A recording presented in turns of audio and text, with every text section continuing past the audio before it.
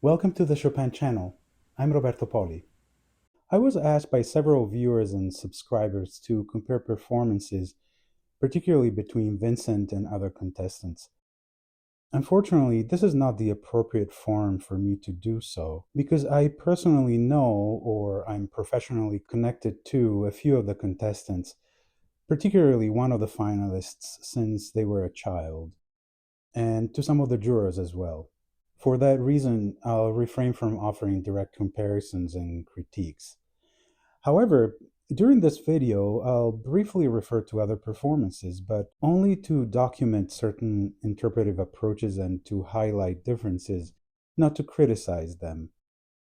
My goal is to analyze the music and, in doing so, underscore Chopin's genius and the artistry with which Vincent brings it to life. But before I do so, should you like the content of this channel, please like and subscribe. It would be much appreciated. The focus of this video is the Waltz in A-flat major, opus 42, which Chopin composed in early 1840 and first published in June of that same year. Vincent played it as his final selection for the first round. The more I listened to it, particularly after breaking down and analyzing Vincent's performance over the past few days, the more I come to realize what a small masterpiece it is. First thing on the agenda today, can we just agree, after hearing 3 weeks of piano playing, that Vincent has the best trills of the competition, starting with the opening of the very waltz we are discussing today.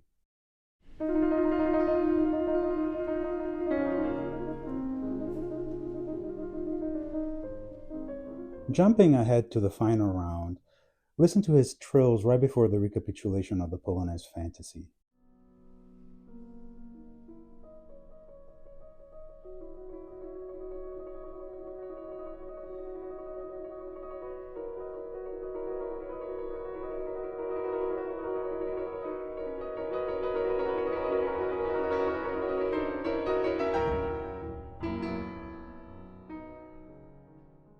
Now, if you'd like, rewind and listen again, this time with your eyes closed. I could, of course, compare every trill heard during the competition, including the 11 Polonaise fantasies in the final round and the 10 renditions of this waltz throughout the competition, but I'll let you do that work yourself. Let's return to Vincent's opening trill of the waltz, opus 42. Chopin marks it piano, yet Vincent begins with a stronger sound.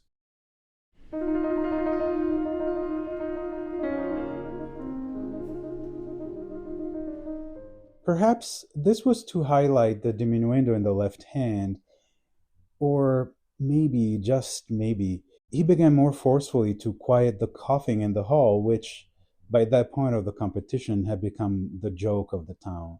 Listen to the ridiculous coughing that went on in the hall between the end of the fantasy in F minor and the opening of the waltz, and notice Vincent's reaction as he's about to continue. He turns to the audience with an unimpressed face and begins the trill almost like an alarm bell.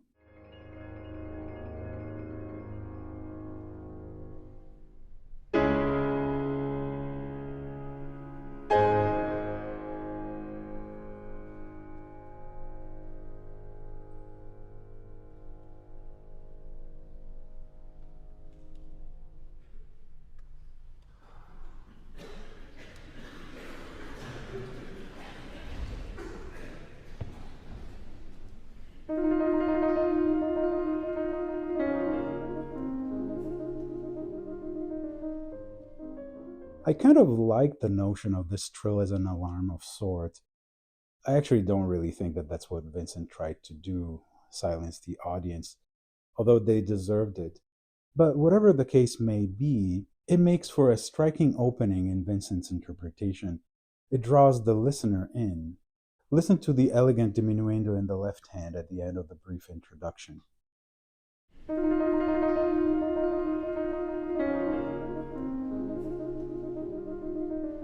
After the introduction, Chopin presents the opening theme. Some contestants were expressive with it, others felt wooden, competent but unshaped. Vincent infused it with charm, tenderness, that elusive je ne sais quoi that, in my opinion, suddenly set him light years from everybody else. And of course, a wonderful sense of legato done through dynamic interplay.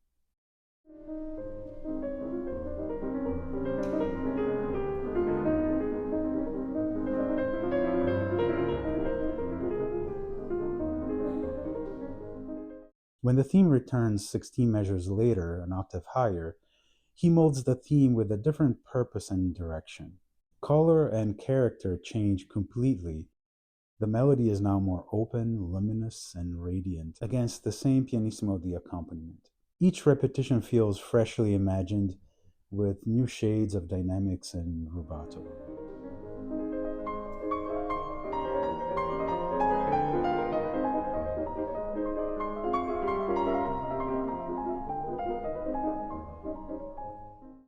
As I mentioned earlier, I won't draw comparisons between interpretations during the competition. It's an experiment you can do on your own by playing various videos back to back.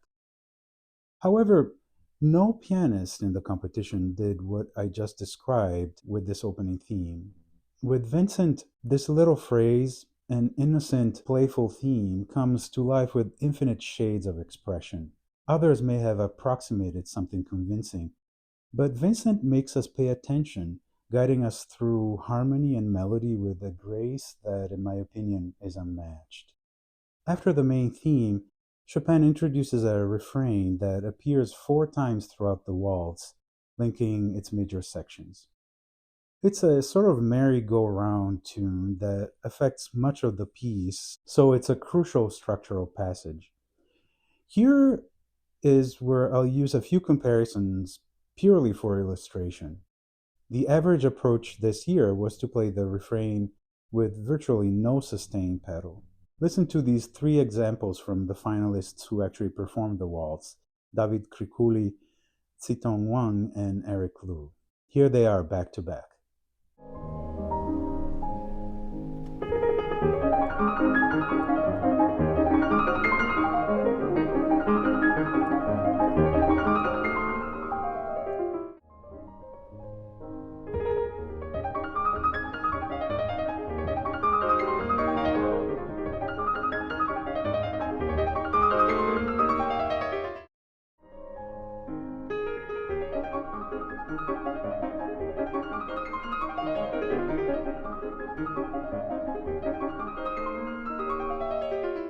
And now here is Vincent's.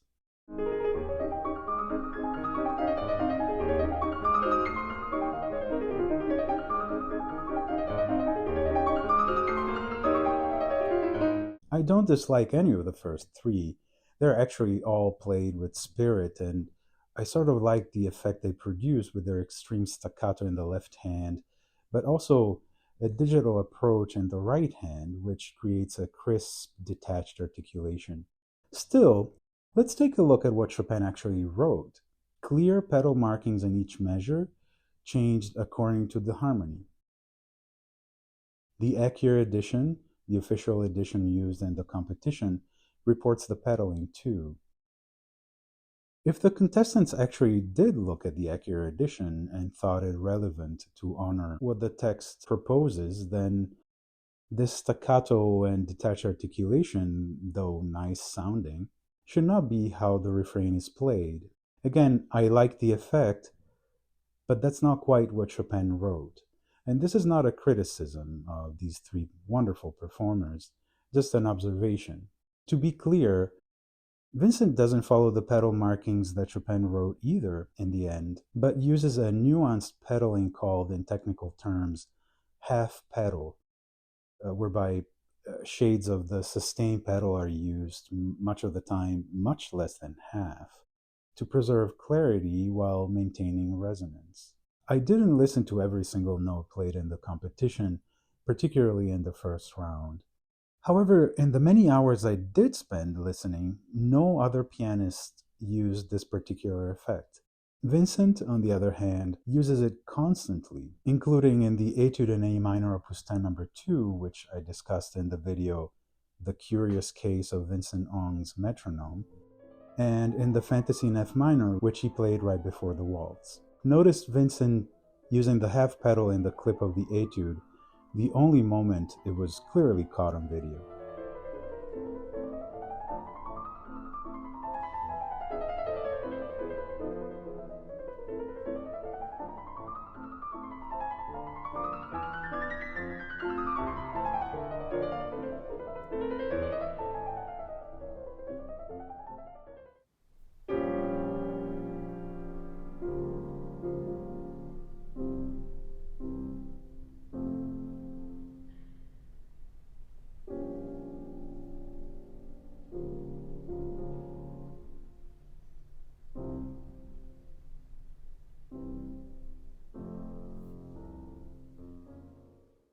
I'm a big fan of the half pedal technique, so to me it stood out immediately.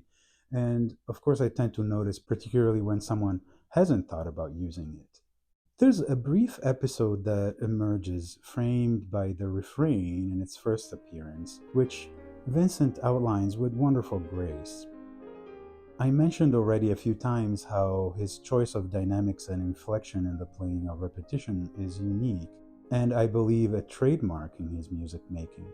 Where other pianists, most of the time I believe without realizing it, use the copy and paste method, for example, two measures back to back presenting the same music played exactly the same way, Vincent, as I like to say, has thought of everything. He offers details that are always fresh and distinctive. Listen, for example, to how the repetition is shaded with subtle differences in dynamic and rubato, but also how the little chords at the top are always connected expressively, never simple harmonic fillers the way most contestants played them.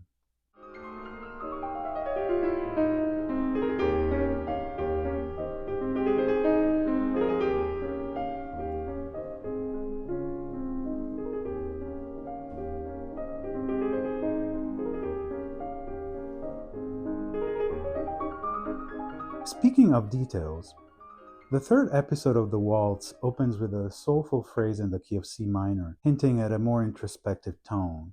The phrase turns soon into something more positive, but during those few seconds, listen to Vincent's simply exquisite inflection, and particularly his diminuendo. But also listen to the lightness of the textures presented by the left hand, which were often handed without much thought in other performances.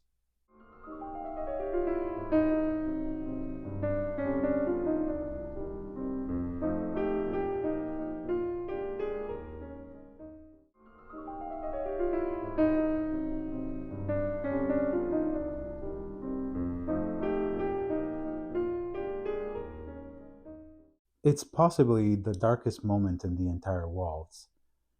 Vincent knows that and knows exactly what to do with it. It's only three measures of music, and I know it's just a short phrase in the context of a 4-minute piece.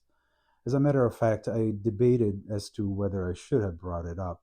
But what Vincent does with this moment is the mark of an artist, someone who has thought of the emotional implications. Vincent certainly knows chiaroscuro and uses it to great effect.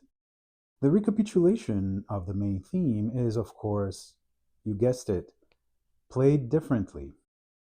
Vincent proposes a long 16-measure phrase rather than breaking the theme into two smaller 8-measure groups the way he did in the opening. He does so by increasing the volume towards the end of measure 8 so as not to close the first phrase, making the beginning of the second phrase the apex of the entire episode. Also, the entire 16-measure group is proposed in pianissimo this time, instead of the more projected tone he used earlier. And when the phrase is repeated an octave higher, he protracts the pianissimo instead of changing color the way he did in the opening page.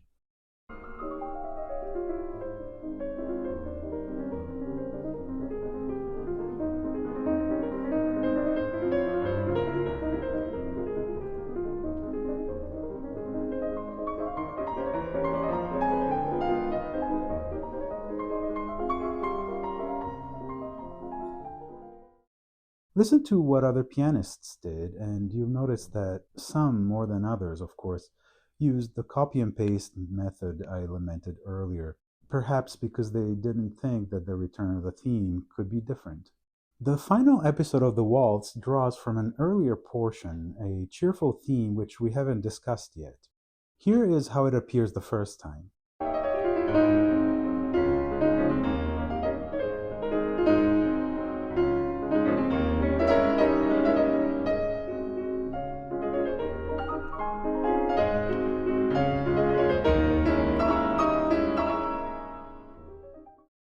When this material returns, it intertwines with the refrain, but in a plot twist, the harmony takes a sudden shift. Listen to how Vincent underlines the bass, which is the guiding force of this unexpected departure from how the episode unfolded earlier.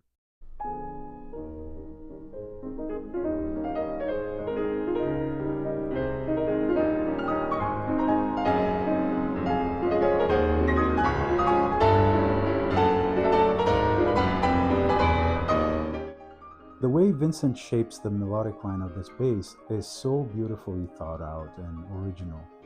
As I mentioned in a previous video, no stone is left unturned here.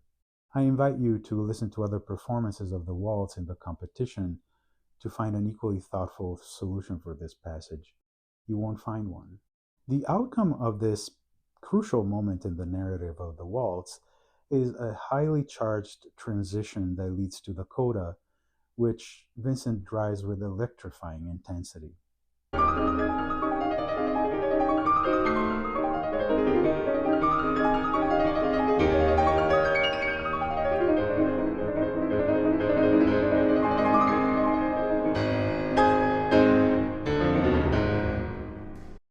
would like to offer a thought about the ending, which is possibly one of the most difficult in Chopin's music, and unassumingly so, not because of the number of notes, seven, seven notes total in each hand, but because of its awkward technical configuration, the register of the keyboard in which it's written, and where it comes from.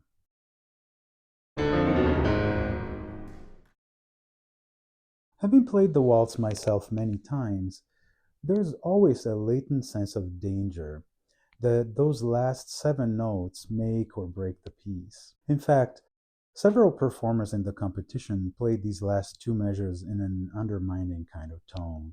I can only speculate, of course, but perhaps they did so to mitigate the risk factor. In doing so, they left me with a sense of dissatisfaction. However, they sort of got away with it because, unlike Vincent, they didn't program the waltz at the end of the round.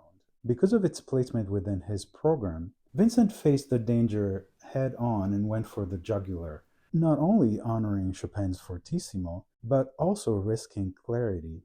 And indeed, one of the left-hand notes didn't speak as clearly as the rest. Of course, I don't care. I admired the daring character in the way he played the final measures. But the waltz ended his first round, and despite the immediate ovation that he received, you can see his slight disappointment in the way those last few notes, the gesture that sealed his first performance at the competition, would perhaps be received and remembered.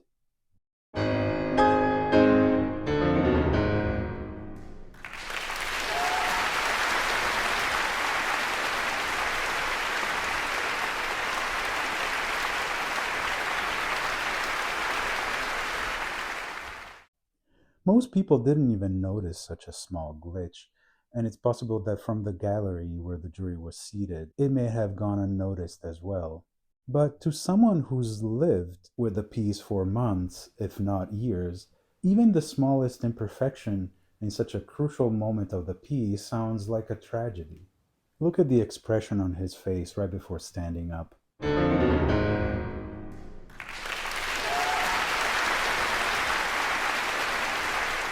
Perhaps I'm reading too much into it, but to me it shows the perfectionist's sensitivity to even the smallest imperfection. That very trait, never being satisfied with good enough, is of course the mark of a true artist. But the impression he left us with from his first round, and the impression that he left on the jury as well, was that of a wonderful artist from whom we want to hear more. And the jury, rightly so, advanced him to the second round, rewarding him with some of the highest scores in the opening stage of the competition.